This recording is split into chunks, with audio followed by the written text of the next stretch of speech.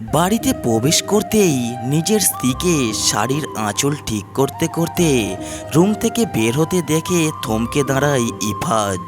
কিন্তু সবচেয়ে বেশি অবাক হয় ওর স্ত্রীর পিছন থেকে শার্টের বোতাম লাগাতে লাগাতে একজন পুরুষকে বের হতে দেখে। সেই পুরুষটা আর কেউ নয়, ইফাজের স্ত্রী পিহুর চাচাতো ভাই নেহাল। পিহুর দরজার দিকে তাকাতেই থমকে গেল ইফাজকে দেখে। ইফাজ অশ্রুসিক্ত নয়নে পিহুর দিকে তাকিয়ে আছে। রাগে তার মুখে লাল আভা ছড়িয়ে পড়েছে, হাতের মুঠো শক্ত হয়ে গেছে। এইসব আর সহ্য করতে পারল না ইফাজ। ঝড়ের গতিতে এসে পিহুর গালে সর্বশক্তি দিয়ে থাপ্পড় বসালো। টাল সামলাতে না পেরে পিহুর দু কদম পিছিয়ে গিয়ে নেহালের সাথে ধাক্কা খেলো। নেহাল পিহুকে ধরতেই পিহু নিজেকে ছাড়িয়ে নিল।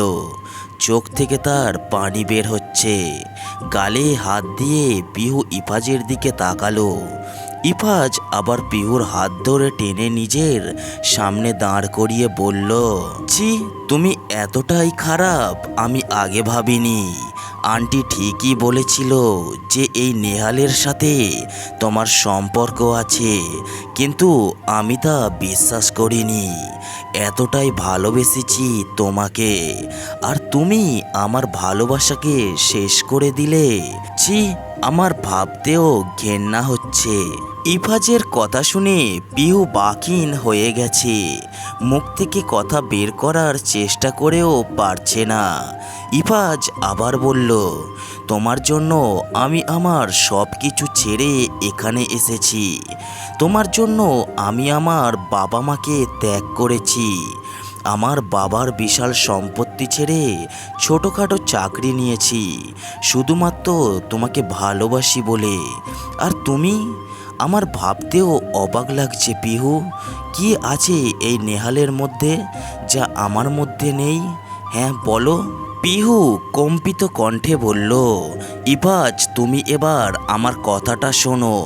পিহুর কথা শুনেই ইফাজ ধমকে উঠল, চুপ, আর একটাও কথা বলবে না তুমি।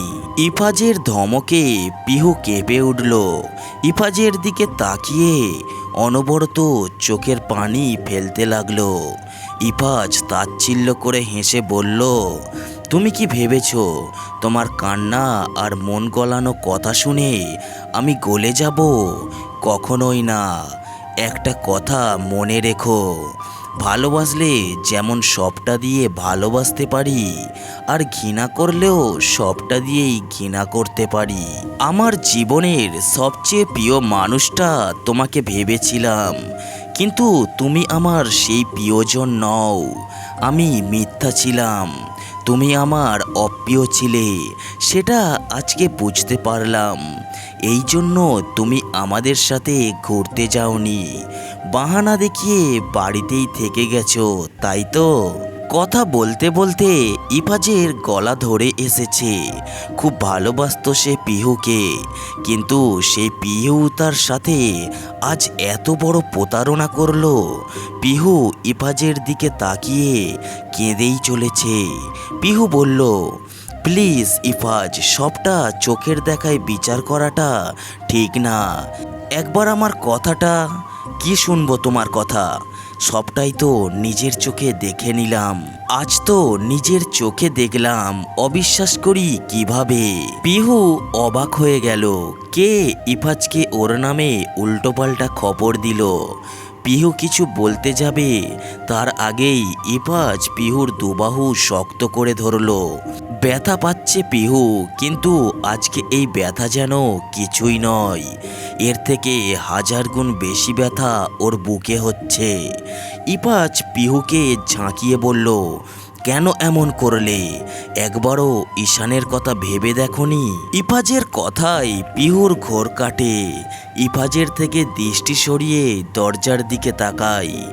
বড় টেডি বিয়ার আর রিমোট কন্ট্রোল গাড়ি হাতে নিয়ে দাঁড়িয়ে আছে ঈশান, পিহু আর ইফাজের একমাত্র ছেলে ঈশান। বয়স মাত্র 10। পিহুর বুকটা ধক করে উঠল। ঈশানও কি তার বাবার মতো তাকে ভুল বুঝবে? আম্মু বলে কি আর ডাকবে তাকে? বুকের ভেতরে জ্বলছে খুব। আগে ইফাজকে সবটা বোঝাতে হবে। পিহু আবার ইফাজের দিকে তাকিয়ে বলল, ইফাজ আমার কথা শোনো। ইফাজ আবার হাত ওঠালো পিহুকে থাপ্পড় মারার জন্য। পিহুর চোখটা খিঁচে বন্ধ করে ফেলল, কিন্তু যখন দেখল যে ইফাজ ওকে আঘাত করছে না, তখন চোখ মেলে তাকালো। নেহাল ইফাজের হাতটা ধরে রেখেছে। ইফাত ক্রোধ নিয়ে নেহালের দিকে তাকাতেই নেহাল ধাক্কা মেরে ইফাজকে সরিয়ে দিল। তারপর বলল, অনেক হয়েছে আপনার বলা, এবার থামুন। ইফাজ রাগে গজগজ করতে করতে বলে, তুই কে আমাদের মাঝে কথা বলার? আমি আমার স্ত্রীকে মারব, তুই বলার কে? বলেই নেহালের হাত ঝাড়া মেরে সরিয়ে দিল।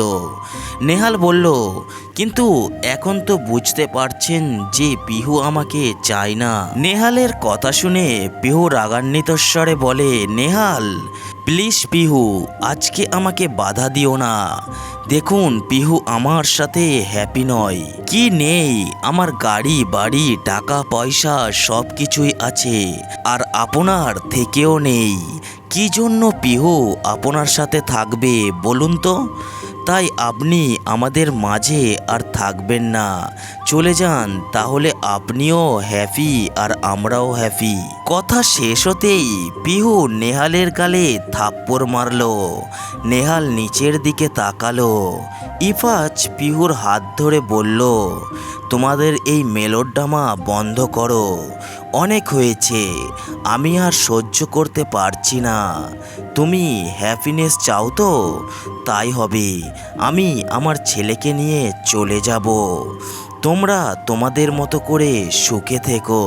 ইফাজ পিহুর হাত ছেড়ে রুমে চলে যায়। পিহু কড়া নজরে নেহালের দিকে তাকিয়ে বলল, আগে ইফাজকে সবটা বোঝাই, তারপর তোমাকে দেখছি। বলেই পিহু ইফাজের পিছু পিছু রুমে যায়। নেহাল বাঁকা হেসে বের হয়ে যায়। ওর কাজ শেষ, এখানে আর থাকা চলবে না। ইফাজ রুমে গিয়ে নিজের জামা কাপড় গোছাচ্ছে, আর পিহু বারবার বাধা দিচ্ছে, কিন্তু ইফাজ কোনো কথা শুনতে চাইছে না। পিহুকে বারবার ধাক্কা দিয়ে সরিয়ে দিচ্ছে, কিন্তু পিহু তাতে দমছে না। বারবার ইফাজের সাথে কথা বলতে চাইছে, কিন্তু ইফাজ কিছুই শুনছে না। ছোট্ট মীরা দরজার পর্দায় ধরে তাকিয়ে আছে পিহু আর ইফাজের দিকে। এতক্ষণ দাঁড়িয়ে দাঁড়িয়ে সে সব দেখেছে।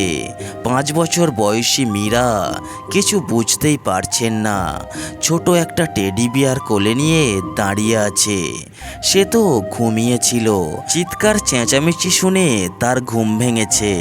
তারপর যেসব কাণ্ড ঘটেছে তা ওর ছোট্ট মাথায় ঢুকছে না।